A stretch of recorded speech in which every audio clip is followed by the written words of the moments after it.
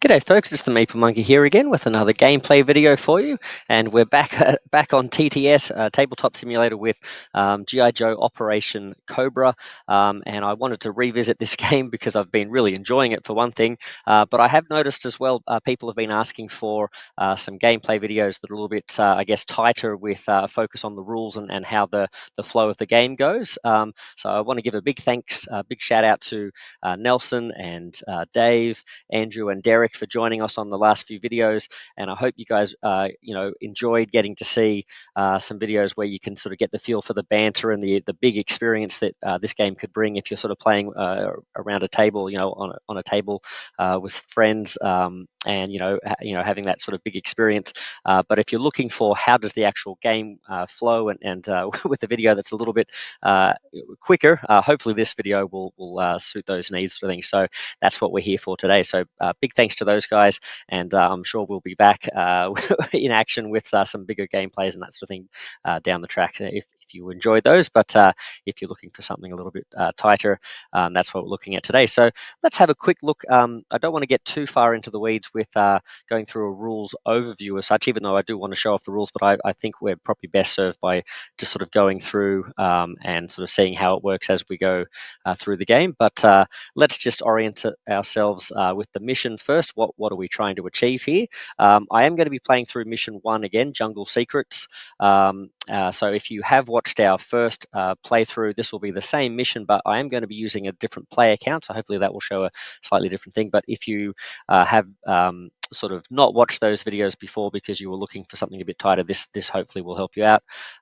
So let's have a look at it. So if we have a look at the first mission here, I'm not going to read through the whole briefing there, just in the interest of being brief, but you can see there we've got some jungle on one side and then a Cobra complex. Essentially we've crash landed and we are trying to sort of escape the jungle, but we thought since we've found this jungle base, we're going to go through and see if we can steal some tech, some intel on the Cobra forces before we can get out of here. That's the basic plan. If you have a look at the objectives, we need to secure that mission marker 1 in that far room on the right hand side there, and we have to then reach the exit point down the bottom with the E there, and basically escape with all the Joes.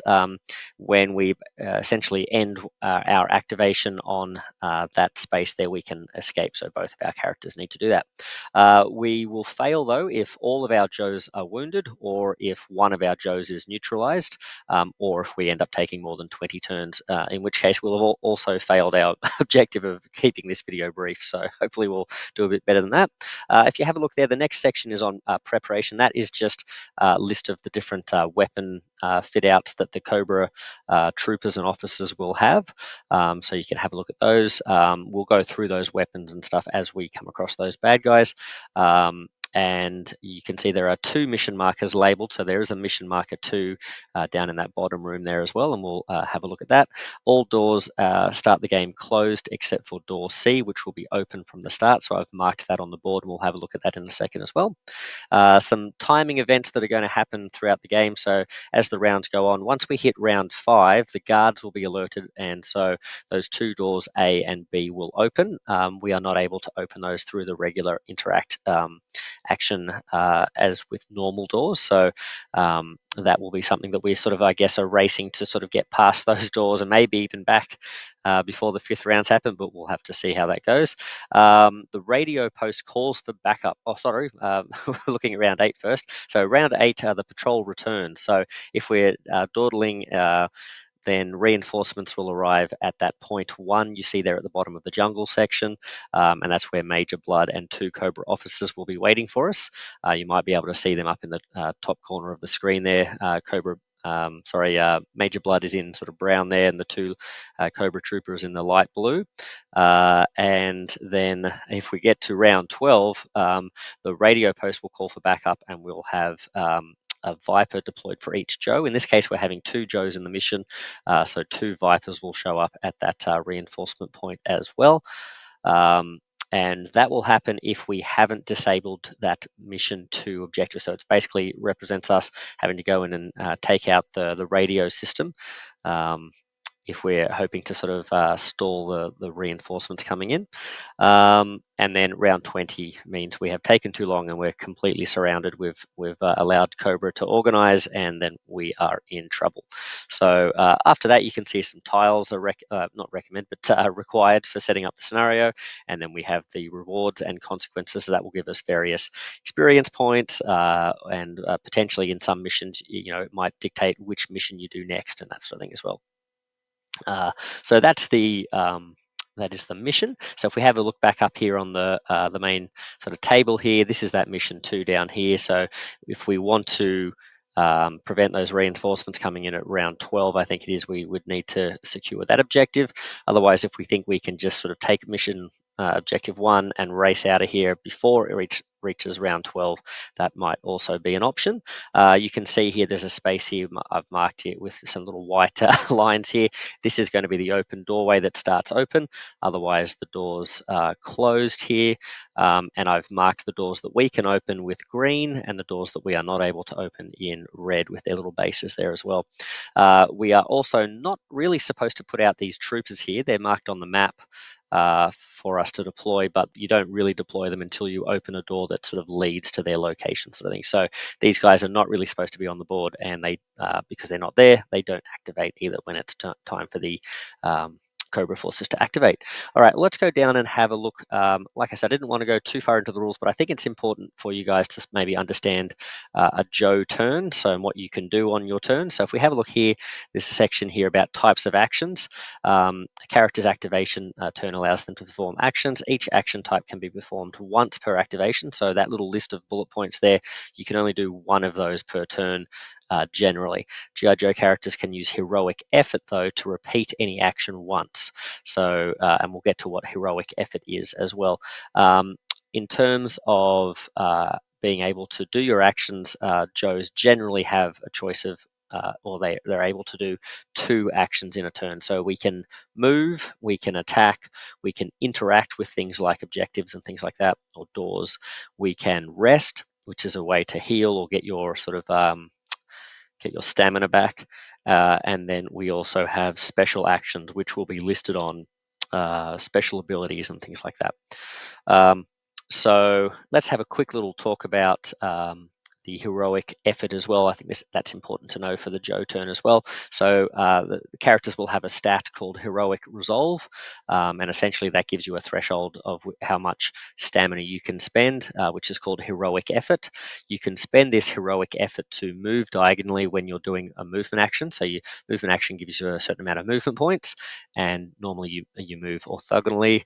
But if you spend a heroic resolve, then throughout that movement, you can move diagonally as well. You could use the heroic resolve to repeat an action during your turn. So if you were to do a move and you wanted to do a second move, you could spend heroic resolve to do that, or maybe you want to attack twice, you could do that. Then we have, you can add 2 movement points during a movement action. So if you were to spend 2 heroic resolve, you could get an additional 2 movement plus be able to move diagonally with the movement. So you can get some pretty big bursts of speed if you're willing to, be pretty heroic about it. And then you've got the activate special effects on a mission. So there might be special effects that require you to do heroic resolve, but that's different to the interact action. So just interacting with like a door or something, for example, doesn't require heroic effort. That's a different thing. And you can only use heroic effort on any one of those instances throughout a turn each. So you could do all 4 of them if you had the resolve to spend, but you couldn't, say, move +2 to a movement action, multiple times in a turn, sort of thing. So that's pretty much that.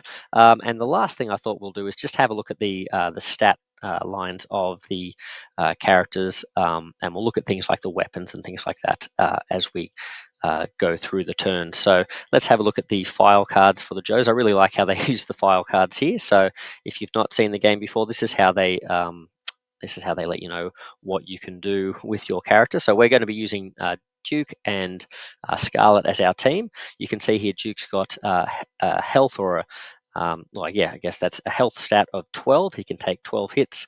Now we saw before, if the characters are wounded or neutralized, those are two different things. So if you are reduced to 0 health from that 12, then we will hit a state called wounded, where we have to flip our card over, and we would essentially have another threshold of wounds we can take here. If we were to lose all 12 of those wounds, then we would be neutralized. So if one of our characters is neutralized, that's game over for us. Or if both of our characters are flipped to this side, then we would also be out of the game as well. So let's have a look. The next stat there is the heroic resolve skill. So you can see that you can spend up to 5 heroic effort before he's exhausted. He has no defense there, which is essentially refers to their armor or maybe innate toughness. He's got a movement rate of 3.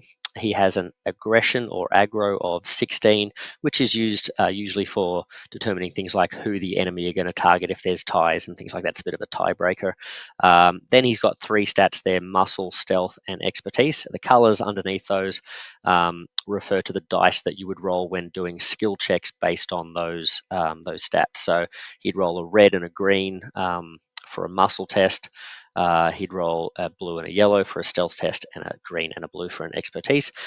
Generally, the muscle stat is used when you're resting to heal yourself. You'll do a muscle check. If you're resting to sort of build your stamina back up, you'll do an expertise check. So the red dice tend to be better for the skill checks.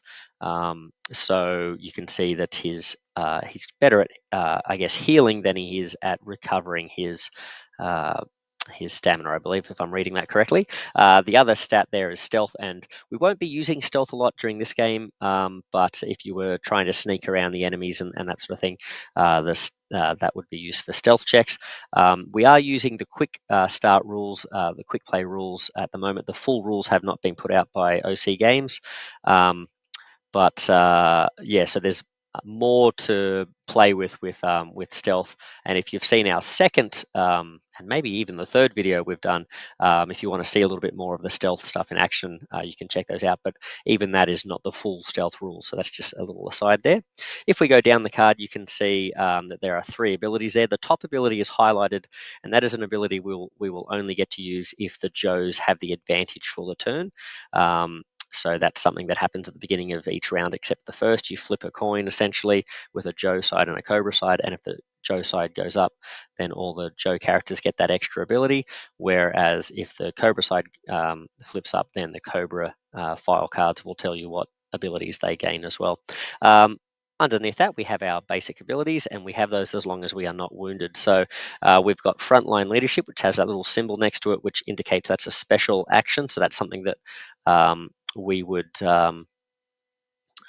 be able to use as one of our basic sort of action choices for the turn, but it would cost one of our actions. So if we wanted to move and attack, we wouldn't be able to use frontline leadership, for example. Now, let's have a look at these abilities. So I forgot to read Duke's top one there. So he gets to, if it's an ascendant round for the Joes, he gets to have an additional activation. So he'll get 3 activations instead of 2. The frontline leadership is that he can target an adjacent ally who has already been activated. So you sort of want him to be not going first during the round, essentially, to get the most out of that. And that gives them a free action of any type. And then he's also got that Joe First Sergeant ability, which is allows him to perform a second movement or a special action. So, for example, frontline leadership. Without spending a heroic resolve. So essentially, it doesn't give him an extra action, but it allows him to sort of do 2 movement in a turn without spending heroic resolve, or 2 frontline leadership with the same thing. So that is what Duke is bringing to the party. Let's have a look at Scarlet. So she's got the 10 health, slightly less, but she's got the same amount of heroic resolve.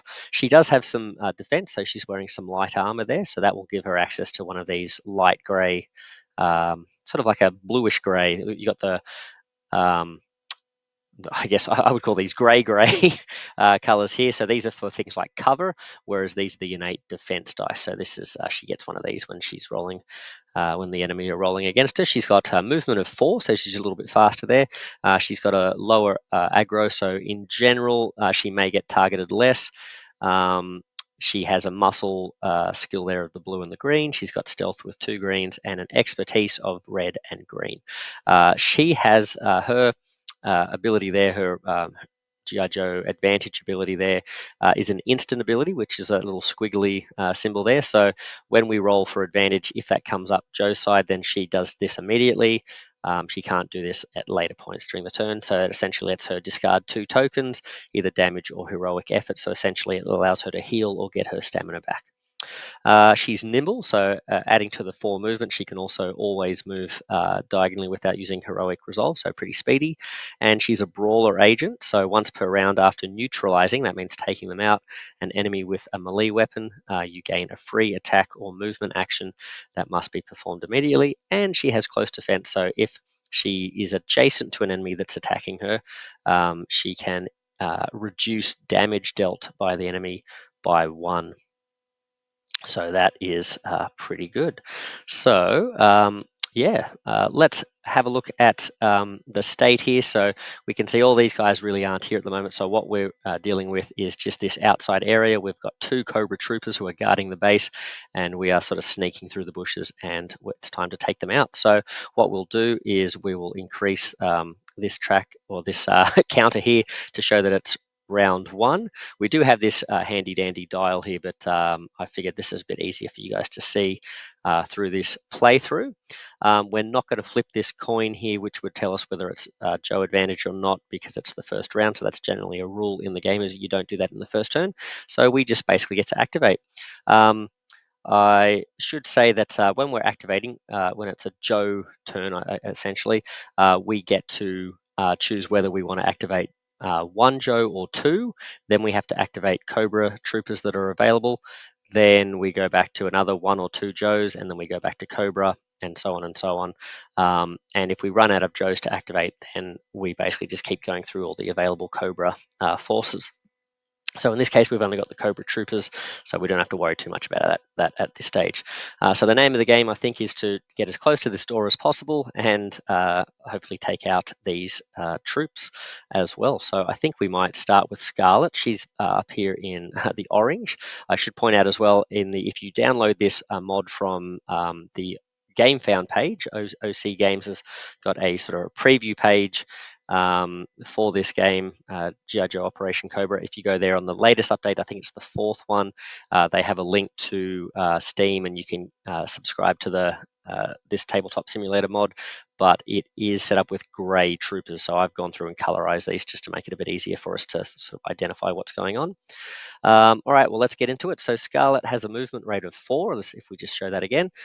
So what she's going to do, she can move nimbly. So, and I don't believe there's any penalty for moving through your own troops. There is you do slow down going through enemy troops, but not your own troops. So I'm going to move diagonally down this way. So that's going to be 1, 2, then I'm going to go diagonally this way, 3, and diagonally 4. I'm going to end up here. Don't want to end myself. That's it's too early in the game to be doing that.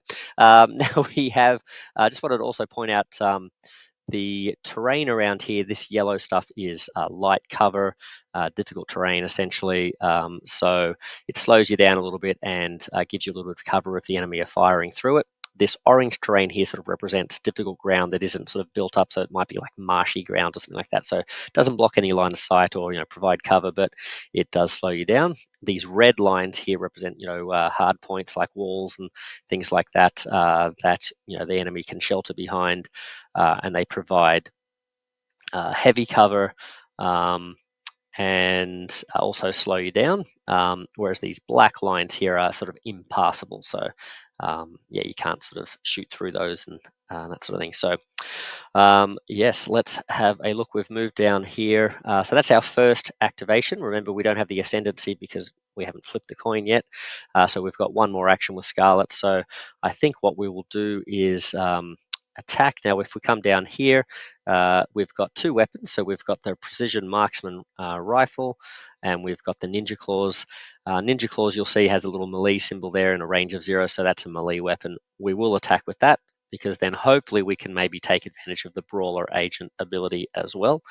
So these cards, the way they read is that they will give you the range of the weapon, the base range, which could be added to when you roll your dice. You can spend stars to sort of pay for those abilities down the bottom. So if we had a look here, uh, we could add, say, +2 range to the weapon of this, to the range of this one. But we don't need to do that with the ninja claws. So, but that's what that's all about. Then we also see the 7 and the 3. So the 7 just tells us that the biggest combination of hits that you can roll there is 7, and the biggest combination of stars is 3. Essentially, you spend the hits to do damage, and you spend the stars to do special abilities. And you can see they're listed on this weapon. We could spend stars to gain extra damage there. That little heart symbol doesn't mean heal the enemy; it means damage them. So we can do extra damage. We can make the attack silent, and we can add a parry, which will help us defend against incoming future attacks from the enemy. We're going to grab these 2 dice. There's no cover for this trooper because they're right in front of us. There's no cover in the way. It is a Cobra trooper. So if we have a look at their stat line here, they have a health value, they have a movement value, they have a defense value. Then they have a perception value, I believe that is, and an aggro as well, which will help determine what order they activate in. In this case, the Cobra Trooper only has 3 health, and you can see has no defense. So they're not adding any defense dice here. There's no cover in the way. So we're just going to roll our 2 dice and see how we go, hoping for lots of hits here. So we can see we've got 2 hits. If we have a look there, and we can luckily spend a couple of these uh, stars here to gain a parry token as well. I don't believe you can get extra parry tokens. I think it's maybe just 1 per attack. So we're going to put that here next to Scarlet, and she can have that. We'll also put this down to show that she's activated for this turn.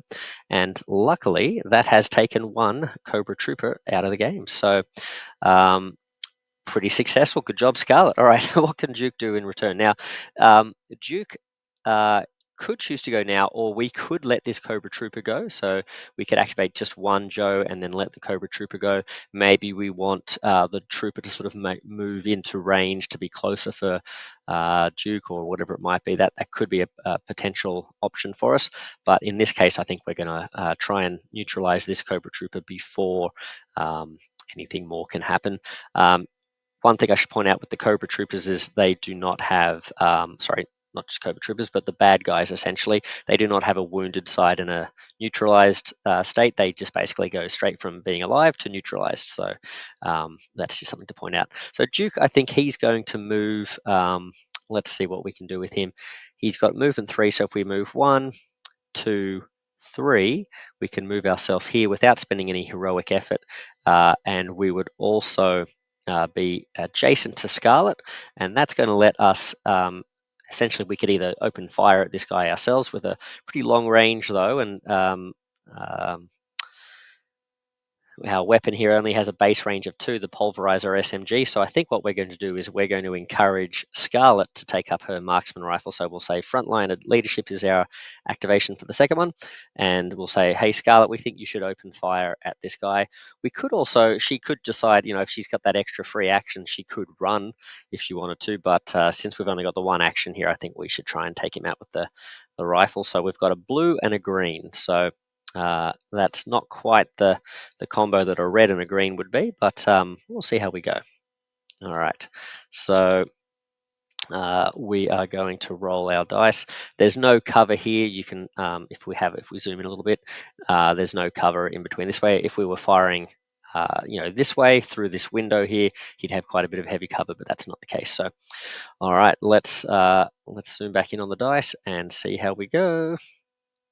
All right, we're hoping for, well, let's have a look here. So we've got 1, 2, 3 hits. Our range is 3 though. So let's have a look. 1, 2, 3. So we're not in range, but we do have this star. So let's just make sure the star gives us +2 range. So that's lucky. So we are in range now. 1, 2, 3, 4, 5. And the 3 damage there is enough to take out this Cobra Trooper. So good teamwork there from Duke and Scarlet. Some may say Scarlet did all the work, but I think Duke was, he was in her corner, encouraging. So that's, he gets points for that. So there you go. All right, so they've moved up. Pretty efficient work from the Joes there, living up to their name, and that is the first round. So we now, at the end of Duke's turn, we would go to activate any Cobra forces, but they are all technically off the board at the moment, so we don't need to worry about that. So we'll move straight into the second round. Now, in this case, we are going to flip this. Whoopsie, I always go to flip it. All right, roll the coin here. We get, okay, so we've got a Joe activation turn. So this is going to allow us to gain our abilities here. So Scarlet would immediately recover any heroic resolve or effort or anything that she has spent.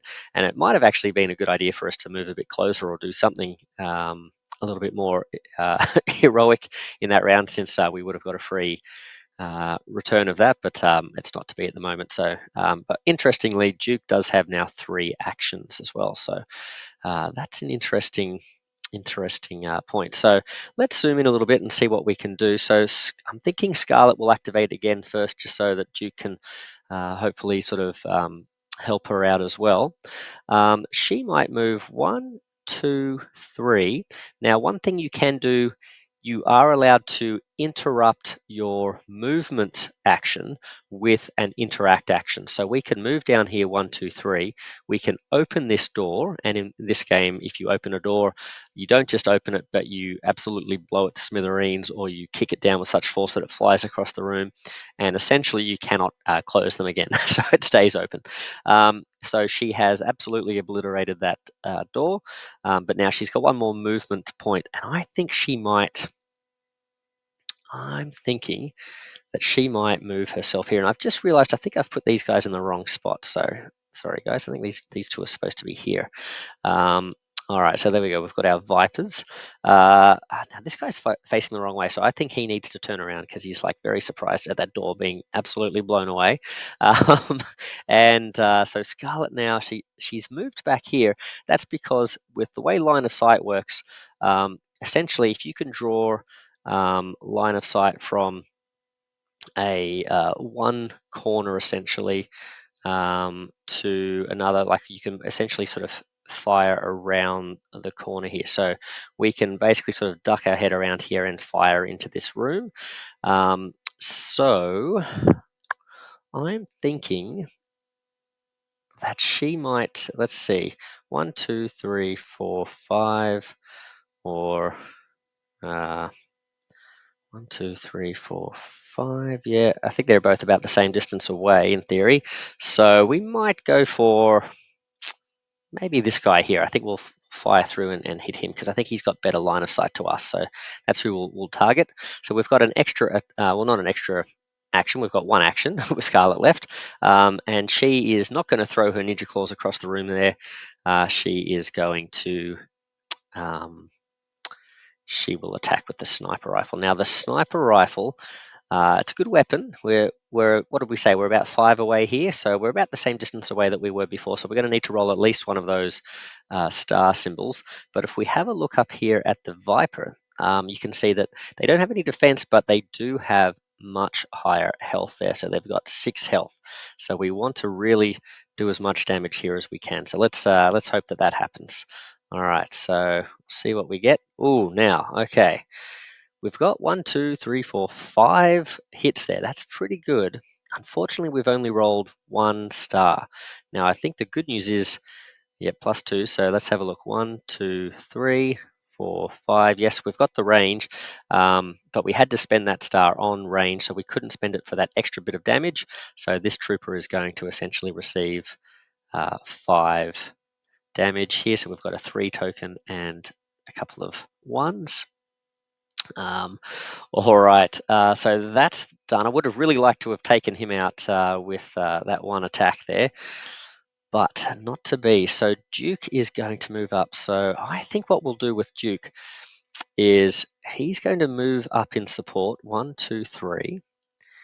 And then we can spend, we've essentially got 2 activations left because we've got the 3, and we can do a special action twice without spending heroic resolve. So I think we're going to use frontline leadership. Yeah, we're going to use that twice. I believe we can do this. So Scarlet, we're going to say, hey, Scarlet, remember that turn before where we where you took an extra shot? You should do that again. So Yeah, I think that's the best use of it because a Duke with his now what he could do, he's got this other action here, which is add inspiration to Duke or any other enemy, sorry, any other ally in line of sight. He can also do that to all of his teammates in line of sight, but he'd have to spend heroic F to do that. But since we only have one teammate, that's not really that useful. But we could add that inspiration. So the inspiration is interesting because either it gives you essentially extra defense or extra attack depending on the next thing that happens to you essentially. So if you were to attack while you've got inspiration going on, you get an extra, I think you get an extra yellow die. If you were to be attacked while you've got inspiration, you would gain an extra defense bonus. So um, I'm thinking I think I'd rather get the extra shot happening. I guess we can see how this shot goes and then see what we need to do. So we definitely want to finish this guy off. So that's what I'm going to do. So we'll take another shot at him. There's no cover here. He's not wearing any armor. So let's open fire. Okay. Oh, well, okay. Well, we got the range. We got one hit, and I think that's all we needed, wasn't it? He was on 1, 2, 3, 4, 5. Yep. And we could have spent that other star to do one more damage, but look, that'll do. Um, yeah. Again, this silent ability would be useful if we were trying to remain stealthy, but that's not the case, so we don't really need to worry about that. And this Viper, before he can recover, he is taken down by that second shot. So that's a double tap. Now we can, so Duke can be like, don't stop, keep going. So he is going to encourage Scarlet to lay down some more fire and hopefully take this guy down in one fusillade. Is that a word? I'm trying to come up with all the military terms I can. Okay. Well, that is a lot of stars and not much else. So let's have a look. We've got a single hit. Now, I believe for this to have been a successful attack, because it's a ranged attack, we needed at least one hit here. If we'd rolled a bunch of stars, yes, we could have got the range, and yes, we could spend these stars to do damage, but for it to be an actual successful hit, we still need to roll at least one hit. So we're lucky that we got that. So we've got the range that we need plus the one hit, at least to open the bank account there. So 1, 2, 3, 4, 5. Yep, we're in range. So that's one hit, 2, 3, 4. So essentially we've done 4 damage to this Viper over here. So we'll put that down with him. And now, since that's the end of our activations, I always do forget to put these activation chips down just to show that we've had our turns, but that's happening. Now, I also believe we lose this parry token as well. I don't think that sort of sticks around. I think that lasts to the end of the round. If I'm getting any of these rules wrong, by the way, guys, apologies, and I highly recommend checking out the rules for yourself. And OC Games or anyone that's more familiar with the rules, if you've read through them yourself and you spot anything that I'm doing wrong, please leave messages in the comments to let us know and to let folks know, what the correct thing is to do. Now, okay, so this Viper is going to activate. So that brings us to the Vipers. So the Cobra Troopers. So let's have a look here. Let's have a look at their stats. So it's not a Cobra advantage round, so they do not get to move diagonally. They do have the phalanx rule, which means while adjacent to another Viper or villain, Vipers add +1 attack, or +1 hit, I should say, to any attack that they roll. And they're also elite troops, so if Cobra Commander were in this playthrough, they would also have some permanent sort of stat boosts as well, but that's not the case. These aren't the Praetorian Guard as such. So that's their base stats there. So they can move 3, they've got 6 health. Let's now have a look at their weapon. So they're going to be rolling a red and a green, which is a pretty decent roll there. You can see they can get a maximum of 6 damage just from the base roll, and then you can see that if they get up to 3 stars, they could also add 3 damage to that, so I guess potentially 9 damage.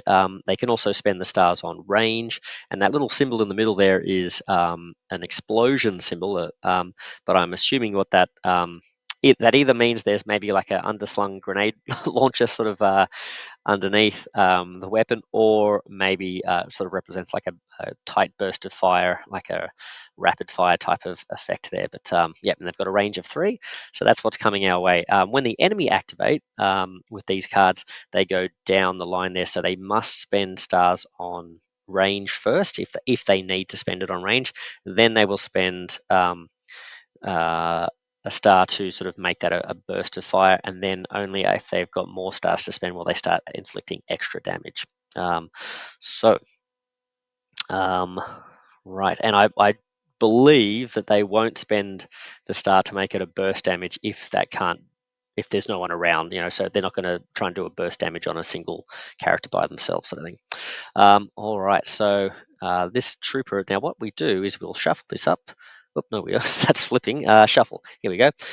We will shuffle this deck up, and each of the enemy troop types has their own AI deck, essentially, and you simply flip the deck and we see what they're going to try and do. So they will attack any enemy in range.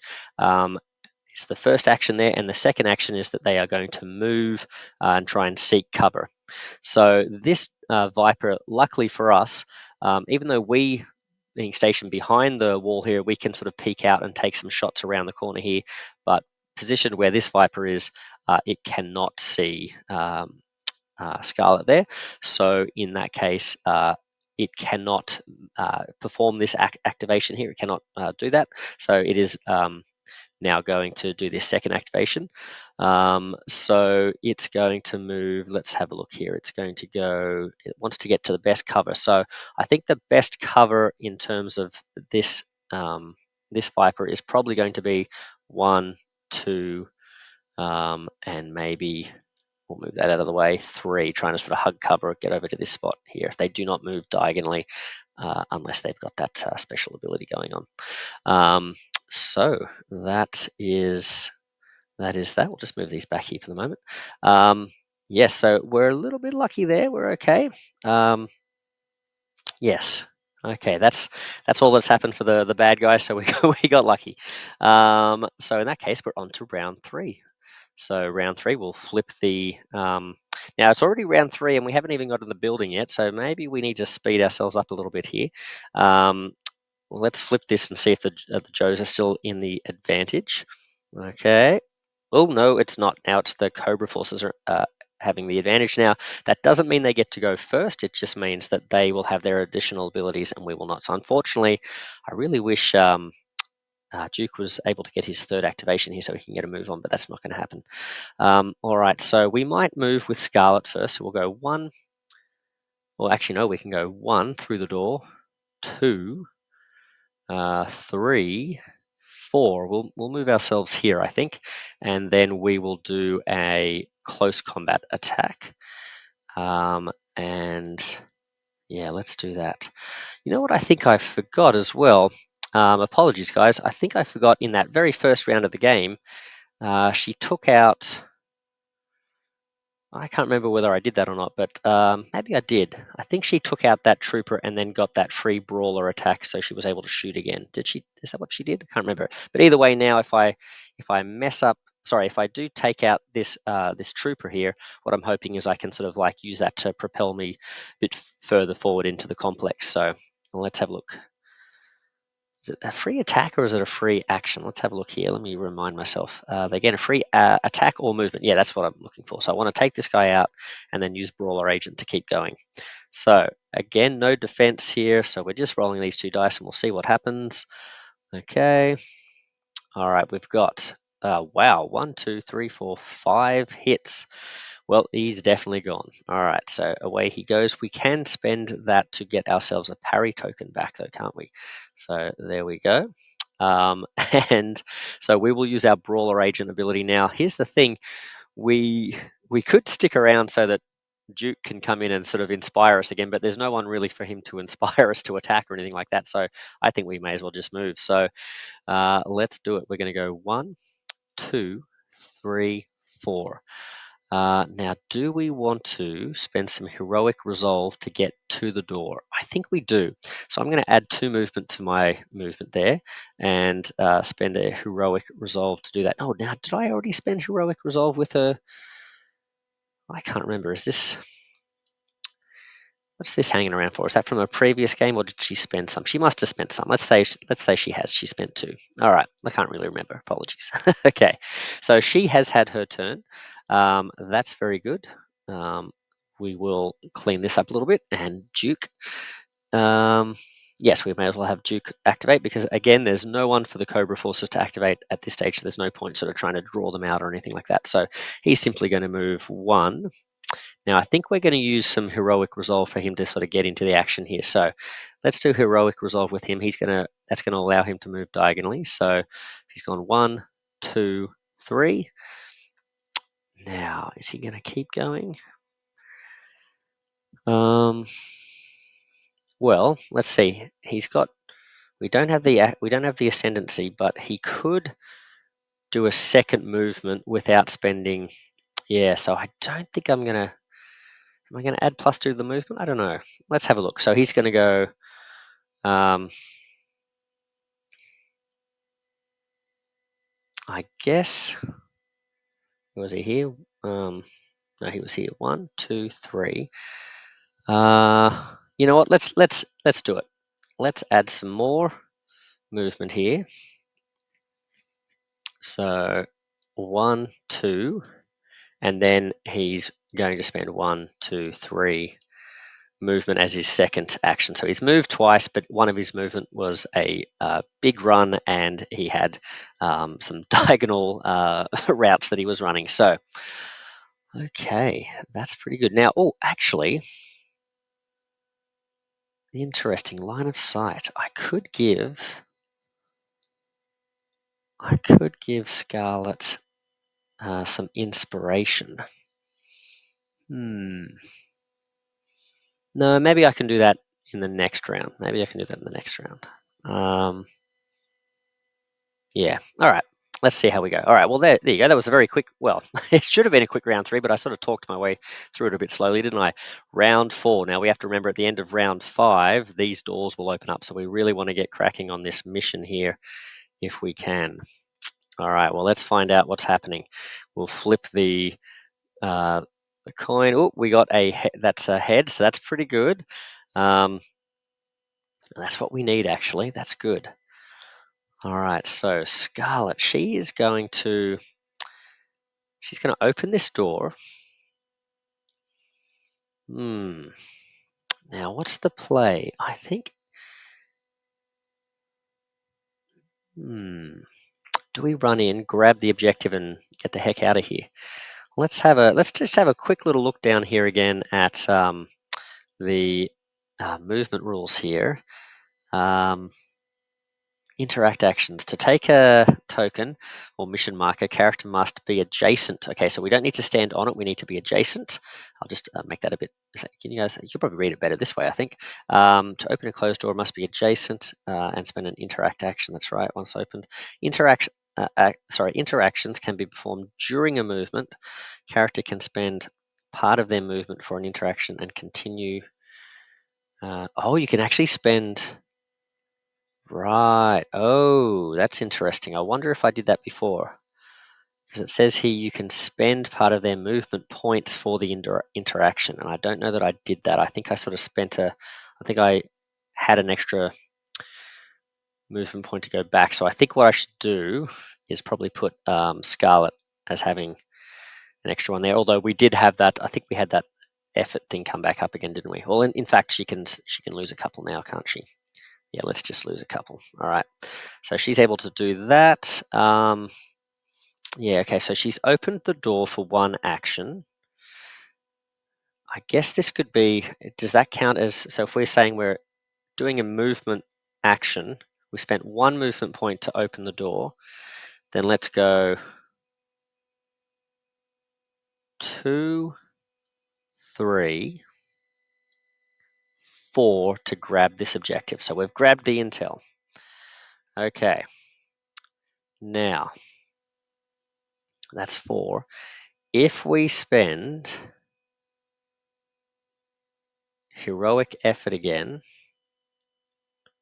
we can now add movement back to our, so we can go 1, 2. I think that's okay. I think that is okay. And then the question is, do I stay there and maybe take a shot?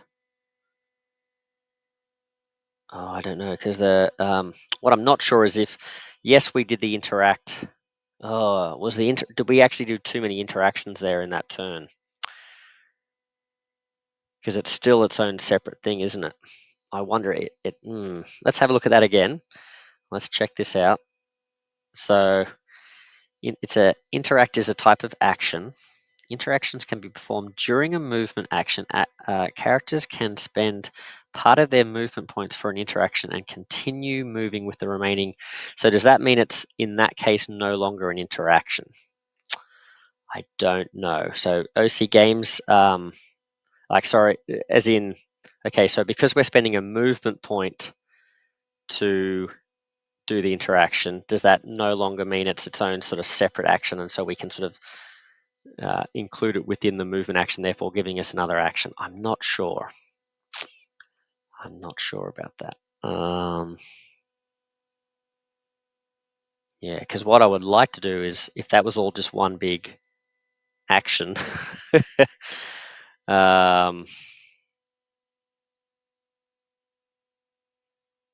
that was all one big action, I'd like to be able to sort of run away again, get further out here. Just not sure about that. Let's err on the side of, I don't think, maybe that's not what we're supposed to be able to do. The other thing too is I'm thinking maybe we're supposed to spend a heroic effort to be able to do 2 interactions in a turn as well, because we technically didn't interact to open the door and we didn't interact to grab that objective. So let's spend some extra heroics there, and let's say we don't get an extra action. Now, luckily though, Duke is going to, now again, he is going to run up. So he's going to use his movement. He's going to get to this point. He is going to then, I think we're going to spend, instead of doing a special action and inspiring Scarlet, I think he's going to give her as many shots as possible. So we're going to shoot into the room with Scarlet. We're going to encourage her to shoot with that frontline leadership. She is going to use the precision marksman. Now, I wonder if she technically has line of sight into the radio room. That'd be great, but I don't think I'm going for this. I think I'm going to try and get the heck out of here now. Hopefully these Techno Vipers don't do too much to us. So I'm going to fire through at this Techno Viper. So if I make my shot here at 1 and 2 into this Viper here, I think the third, I've got to draw from another line, and unfortunately I think that is going to go through this cover here. So I think he does have cover against me. That's light cover. So we'll roll this one here. The Techno Viper, if we have a look at his stat line here, he has 6 health, and again, no defense. So we're essentially going to be rolling these. Now on this grey dice, there are symbols. Let's just have a look at some if we can. Let's see. So that symbol there will cancel one of my hits, whereas this symbol here will cancel one of my stars. So that's what we're hoping to avoid. All right, let's do as much damage as we can. All right, so the first shot here, we get 2 hits, 4 hits there, and a star. So let's have a look. We've got the range. The cover did not block anything, so that's 4 hits. And we can spend 1 star here to do an extra damage. So that's 5 damage in total. So just not enough to take him down. So that's unfortunate. But if we can maybe keep the pressure up on him and fire again with our second attack. And the reason we're getting to make 2 attacks here is because Duke is doing the frontline leadership twice. So I think that's right. We've got a Joe Ascendant turn. So he had 1 action to move up, and then he's doing this twice. All right, so here we go. He's a very good support trooper, old Duke. Wow, okay, we've got a lot of hits there and a lot of firepower, so that's and no blocking. Oh, it must have been wearing, well, it's not the armor, is it? It's the cover here. So, all right, 1 Techno Viper down. All right, this guy. The reason I haven't fired at this Techno Viper is because you can see he's behind heavy cover here. So, yeah, we've taken out 1. So we'll put that there. Whoopsie, no we won't. We'll drop him on the table. Okay. Um, all right. So that's both Joes have activated, so it means it's Cobra Force's turn. Now the Cobra Forces, the only ones available at the moment are the Techno Vipers. Now, seeing as this door is open and so is this one, this Techno Viper will also activate as well. We'll start with this guy though, see what he does. So we'll come down here. The Techno Vipers, let's have a look at their abilities. They've got an ability, if they were Ascendant, where they can interact with the Bat soldiers, which are like the android soldiers. So we're not worried about that at the moment. They've got combat ingenuity, so while adjacent to another Cobra character, that ally attack rolls a extra star.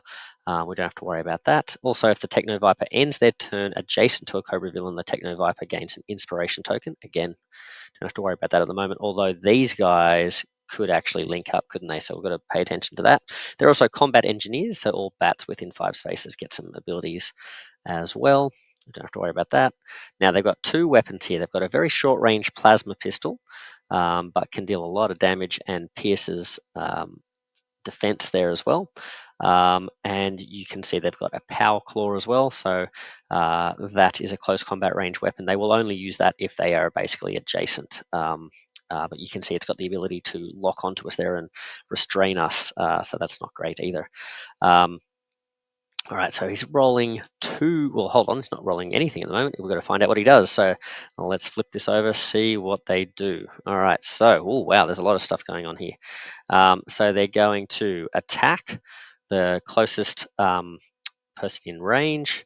Then they're going to try and seek cover, and then they're going to try and attack again up to 2 targets. So let's see. All right, so can they see through here? Yes, they can. They can see through this way.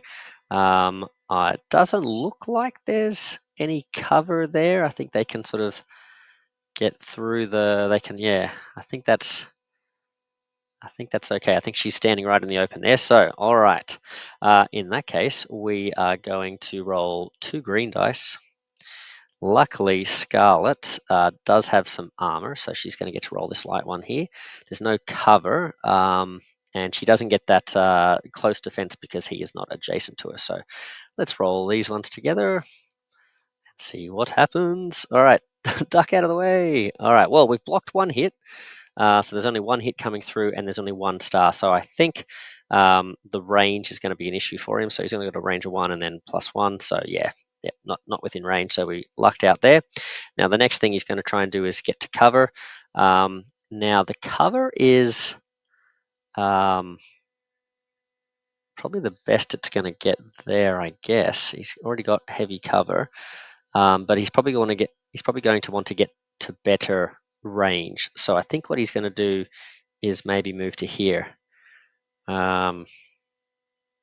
Yes, I think she's still in the open there. I don't think she gets cover there, so it's not lessening his cover, like his line of sight there.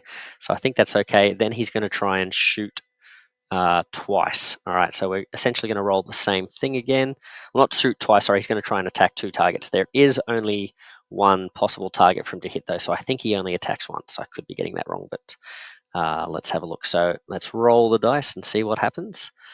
All right, so, well, we've blocked 1 of his stars. He's got +1 range now instead of +2, and then he's got 2 hits.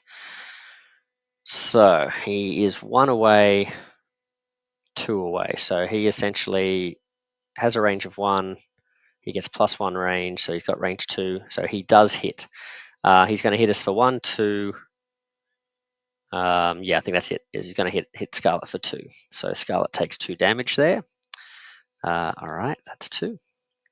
Now, interesting. So I can't find where in the rules. I'm sure it's in there somewhere. Apologies to OC Games and folks watching at home, but I can't find anywhere what that 2 means. So I think that means attack 2 targets. I don't think it means attack twice. I could be wrong. So I think that's if there were 2 targets, he would hit Duke there, but I can't find where it says that. So I'm going to just say that let's say if there's not a second troop that he can attack, maybe he'll attack Scarlet twice. But again, I don't know if this is correct. So let's just, for the sake of having a bit of fun, let's see what happens. Actually, no, I take that back. I don't want to do that at all because that's a terrible hit. All right, so we haven't blocked anything. He's got the range that he needs. He needed just one more range there. And he's got 1, 2, 3, 4 damage, plus I think he can do one more with the with the heart there. So that's, I think that's another 5 damage. Yikes. That was really costly. Maybe I should not have decided to let let that happen. All right, so 1, 2, 3, 4, 5. We'll take another one of these and drop this. So we've got 7 damage. Yikes. All right, Scarlet is very wounded. She's going to need to get out of there quick smart. Okay, well, okay, we're up to round 5. So at the end of this round, these doors are going to open and we're going to get start getting chased. So let's just double check that that's right. It's the chase. The doors open first, right? Not the reinforcements. Yeah, that's round 8. All right, so if we want to stop Major Blood getting to us, we have to get straight back out again. All right, so here we go. We're going to flip the coin here. Whoopsie. What do we get? Oh, heads again. Oh, that's lucky. All right. So what that means is Scarlet can now lose a couple of these tokens. We will definitely lose some wounds there. That's fine. Then she is going to try and get the heck out of dodge. So I think 1, 2, 3, 4, 4. Sorry. That's fine. Then so that's one run, and then let's heal with her as well. So she's going to take a heal test. So she's going to do a rest. She rolls a green and a blue, as you can see there, for her muscle stat here, and she is going to roll those. And now the way these tests work is for every hit you roll, that's a success. So she can remove 1 wound. And for every 2 stars that you roll, they can combine to make a success. So she can heal this extra one here. So that's much better. So she's moved and she's rested. Now, Duke. All right, so you're going to move 1, 2, and I'm going to spend a heroic resolve on old Duke here. So he's now spent 3. He's going to use that to do diagonal movement. So he's going to get himself to this corner. Whoop, no, he's not. He's going to commando roll through the wall there. Oh my goodness, get out of the way, Scarlet. All right, you get that crossbow pointing this way. There we go. All right. Now she's pointing a gun at Duke though. So Duke is going to move to there. That's 1, 2, 3. He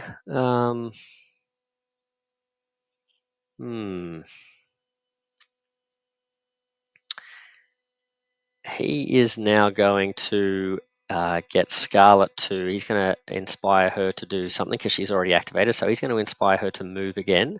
So she is going to go 1, 2, 3, 4, get to the door, or almost to the door. That was his second action. And now for his third action, he is going to just keep running. So 1, 2, 3. All right, so he's going to cover the rear.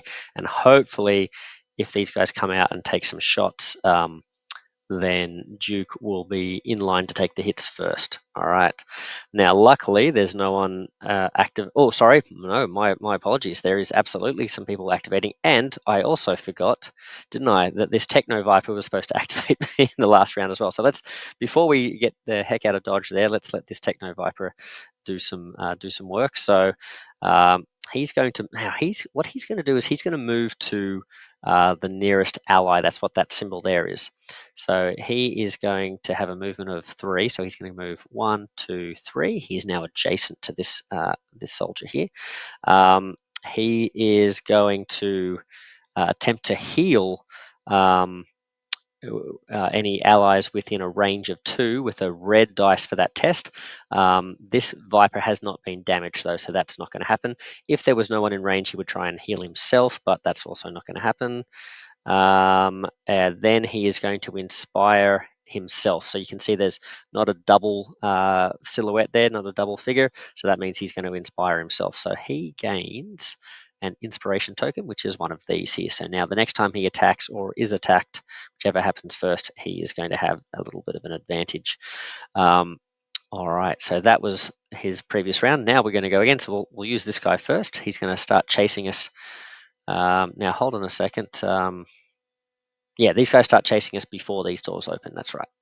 Okay, so here we go. So, all right, searching for a target. So we're going to go 1, 2, 3, and then we're going to open fire on the target. But even if we, I think we may have. I don't know if we've got line of sight. We probably do there, but that range is going to be very far away with only a range of 1 and a maximum of 4 stars they could reach. That's not going to happen. So that's that for the Techno Viper. And then the second Techno Viper is also going to try and search for a target in range. 1, 2. Now, I don't believe he can go diagonally there because he just cannot. He cannot stand in the way of this guy either, so he's just going to basically stop there. Yeah, I guess that's what he's going to do. He's going to stop there. Then he would open fire. He cannot open fire on anyone there, and then he's going to try and get to the nearest ally, which he already does. Now, if there's multiple spots near an ally, I guess he would try and get the best cover, but he's already in the best cover, so I think we're looking good there. So that's the end of round 5. Now these doors open up. So in this following round, round 6, they're all going to start coming for us. Okay, so speaking of round 6, here we go. All right, it'd be really good if we could get some heads here. Okay. Oopsie. Oh, no, it's not heads. So it is a Cobra Ascendant turn, which means we really have to get out of here. So let's run for it. So 1 and a 2 and a 3 and a 4. Okay. And then we'll go 1, 2, 3. Let's do some heroic. Is it heroic? Should we get to spend heroic effort if we're running away? It's a tactical retreat. All right, so we're going to spend that to be able to move another 2. And you know what? Let's do it. Let's spend 1 more, and we'll go 1, 2. Okay. So we're looking good here. Looking good. I think we're going to make it. All right, these guys are angry at us now. Now, see how we have all these multiple options now? What we can do is we can activate, I shouldn't say what we can do, but what we have to do is we have to look at their aggro rating now. So what we have is we have a Cobra officer. That's the button I'm looking for. So the Cobra officer that you see there has an aggro of 17. The Cobra troopers have an aggro of 19, so they'll be going before the Cobra officer, and the Techno Vipers have an aggro of 22, so they're going to go first of all. So they're going to come running down the corridor, and they're the ones that start screaming, "Everyone wake up, get out of your bunks." All right, so let's see what the Techno Vipers do. They are going to, oh, no, they're like, man, those guys were scary. Let's hug cover. So they're actually going to try and get cover. Now, however, if we have a look over here, at uh, the different activations of the Cobra troopers, when they are looking for cover, if we have a look here, sorry, let's have a look. Is it, yeah, it's here, I think. Yep, this one down the bottom here. So they're going to move to improve cover against as many enemies as possible. Amongst the spaces with equal cover, choose one that offers the clearest line of sight to the enemy. If there are still equal options, stay as close as possible to the base range. So they are going to chase after us because this is all going to be cover. They're not going to just hide in this room and go back here. They're going to sort of run down the corridor because they'll still have cover against us. So they're going to go 1 and a 2 and a 3, and then 1, 2, 3. Now, luckily for us, that's blocked the doorway for these troopers, but they can move through. So, yeah, they'll probably get out. But if they don't have enough movement to get past us, then we're looking good. But so we can see here they do have the advantage, so they're going to get to move plus. Oh, sorry. Yeah, sorry, it's just the Cobra troopers. I thought it was all Cobra troops for a second, but yeah, they get +2 movement. So these guys are pretty fast. So they are going to move. Let's move this one first. So movement of 1, 2, 3, 4, 5, I believe. Now, you might be wondering about this typical terrain here, but it only costs extra movement to move into it, not out of it, I believe. So I think that's all right. I think they were able to get through there.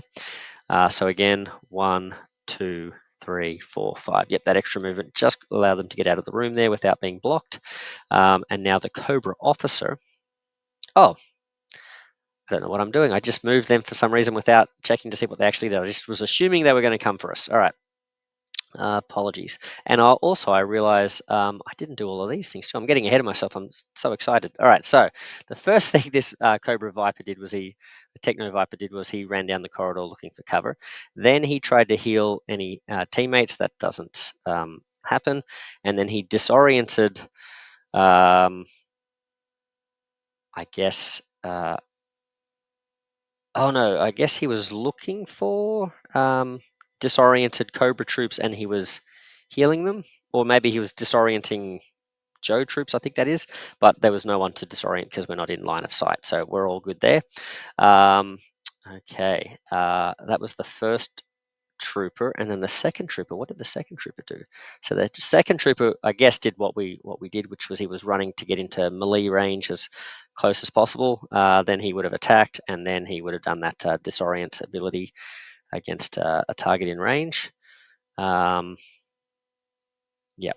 Okay. And so let's see what the Cobra troopers do. So, yep, they're going to run, search for a target, and then attacks. That's what that first one did. And the second one, it would have attacked from his bed. He would just woken up, grabbed his gun from under his pillow, and started blasting. Then he would have actually run for cover. So he would have run for the best cover possible. Well, not cover. Sorry, he's running for. Let's have a look at that one again. He is running to seek safety. Move to a space where the fewest enemies have line of sight to you. Choose the closest space to your current position. And if you can't avoid line of sight, if you can only get to cover, move as far away. I think he's basically going to, I think with that one, he probably just tries to get over here and hide in the corner here, or maybe even hide in cover here. I don't know if he'd have a movement. Oh, yeah, he's got the movement. Or maybe not. 1, 2, 3, 4, 4, 5. Yeah, okay. Maybe that's the best. Okay. He's kind of hiding under the bed there. All right. So that, sorry guys, I messed that up, didn't I? But I was getting too excited. That is, that's the Cobra turns. So it's now the beginning of round 7. So I think it's time for us to escape here. We will flip the coin here, see what we get. It is another Cobra turn, so we really do need to get out of here. 1, 2, 3, 4. Yep, we can end our activation. 1, 2, 3, and then we'll do another movement. 1, 2, 3, and we will escape there. And so the Joes have been victorious before the Cobra forces could escape, could capture them before Major Blood could be alerted. So yeah, hopefully that's a much quicker playthrough for you. So if you were looking for how does the game play out, how does the game run, that hopefully gives you an idea. That also gives you a bit of a sense for how the game works at a lower player count. So that's a 2-player game, so we didn't have as many Cobra troopers and things seated on the board from the start. If there had been a 3-man team, we would have had some extra Cobras out here in the jungle, some more troopers in the different rooms and that sort of thing. And in a 4-player game, there would have been even more. And hopefully that gives you a sense for how the AI system operates as well. I know my fellow gamers were, I think most of them, if not all of them, except maybe Andrew, I think the others were sort of a bit skeptical of this system and how it could be a bit clunky and maybe a bit time consuming.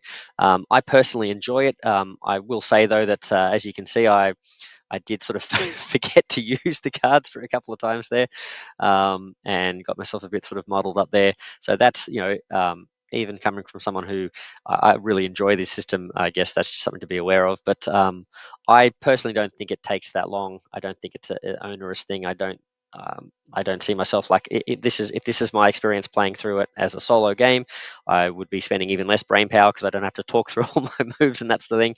So I don't think I would find that taxing. I think that's pretty easy to run through.